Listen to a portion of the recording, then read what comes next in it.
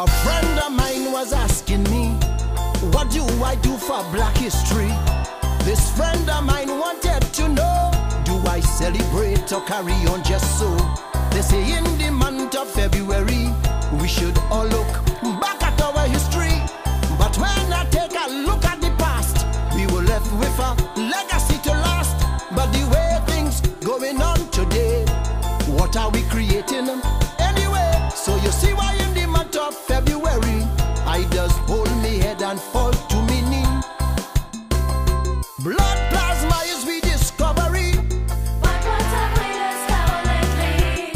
Pioneers in open heart surgery. But what have we discovered lately? The lawnmower is by one a week. But what have we discovered lately? The traffic light every day you see. But what have we discovered lately? I am rather proud of my ancestry, who gave us this rich legacy. But now it look like a hate and debauchery.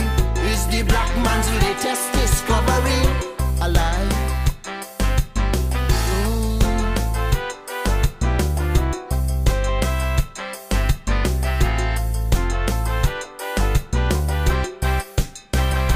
Martin Luther didn't die in vain.